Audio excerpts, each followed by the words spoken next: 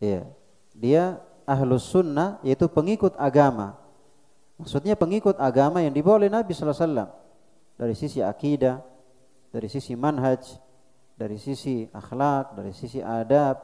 Dia mengikuti Nabi sallallahu alaihi wasallam dari semua sisi. Alhamdulillah agama kita agama yang jelas.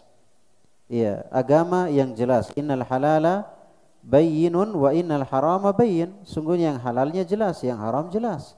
Tauhid jelas, syirik jelas, sunnah jelas, bid'ah jelas. Yang bikin tidak jelas karena tidak mau mencari kejelasan. Sedikit memancing, ya, menciptakan suasana supaya rakyat benci kepada pemerintahnya. Maka ini akan terjadi kotak-kotak, akan terjadi sekat-sekat dalam suatu negara, sehingga kadang hanya dibilang persatuan, tapi kenyataannya tidak ada persatuan. Oleh karenanya persatuan itu di atas dua ini saja.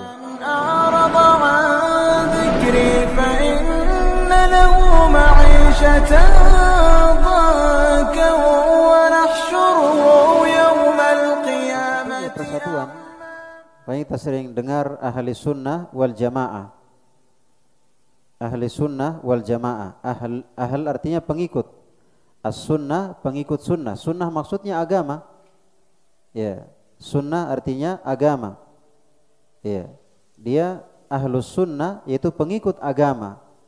Maksudnya pengikut agama yang dibawa oleh Nabi sallallahu alaihi wasallam dari sisi akidah, dari sisi manhaj, dari sisi akhlak, dari sisi adab. Dia mengikuti Nabi sallallahu alaihi wasallam dari semua sisi.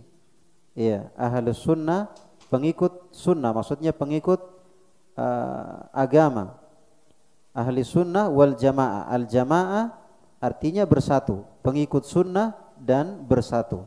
Nah, dan persatuan di sini, persatuan atau yang disebut dengan al jamaah, misalnya ada sholat berjamaah, ada makan berjamaah, ada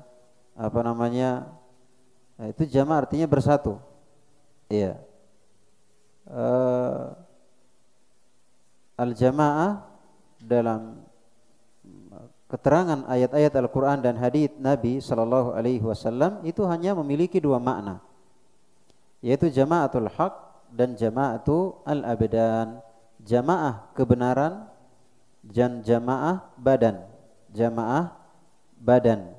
Jadi perkumpulan dalam kebenaran, persatuan dalam kebenaran, dan persatuan, ya, persatuan badan. Maksudnya badan manusia itu bersatu di atas apa? Begitu ya. Hanya dua bentuk ini yang ada dalam agama kita, yaitu kita bersatu dalam kebenaran dan kita bersatu dalam badan. Ya, sekarang persatuan dalam kebenaran yaitu disatukan oleh al-haq, dan al-haq datang dari Allah Subhanahu wa taala. Ya, dan al-haq adalah Al-Qur'an dan hadits sesuai pemahaman para sahabat. Itulah al-haq. Jadi siapa yang kembali kepada Al-Qur'an, siapa yang kembali kepada hadits sesuai pemahaman para sahabat, berarti itu namanya jamaatul haq, orang-orang yang berkumpul dalam kebenaran. Jadi kebenaran itu bukan diukur dari ustadz, bukan diukur dari pondok pesantren, bukan diukur dari klaim, ya, taklim, klaim dari logo tertentu, tetapi kebenaran itu diukur dengan Al-Quran dan hadits sesuai pemahaman para sahabat.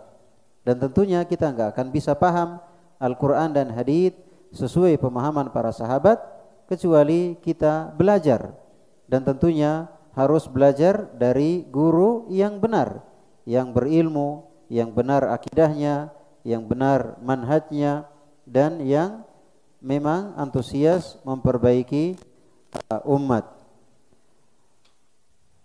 Ini jamaatul haq. Jadi kebenaran itu bukan diukur, bukan dilihat dengan orang, bukan dilihat dengan logo, bukan dilihat dengan yayasan, bukan dilihat dengan pesantren, bukan dilihat dengan pengajian, bukan dilihat dengan klaim, kelompok klaim seseorang, klaim seorang ustadz.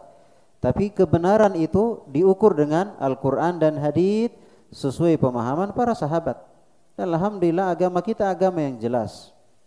Ya, agama yang jelas. Innal halala bayyinun wa innal harama bayyin. Sungguhnya yang halalnya jelas, yang haram jelas.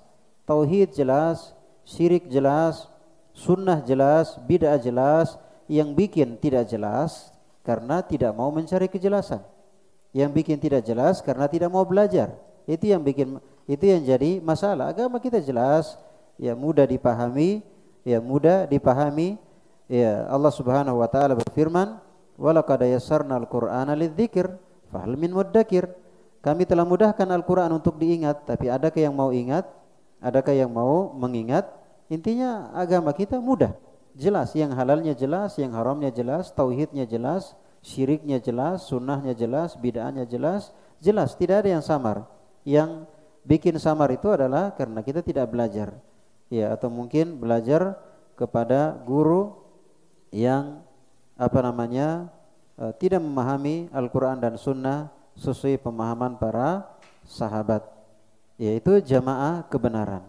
Yang kedua namanya jamaatul abdan, jamaah badan. Artinya badan kita juga perlu persatuan.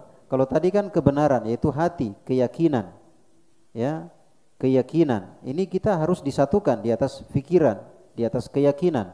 Itulah disatukan di atas Al-Quran dan hadits sesuai pemahaman para sahabat. Jadi batin kita, hati kita itu bersatu di atas Al-Quran dan hadits sesuai pemahaman para sahabat. Nah, bagaimana dengan badan?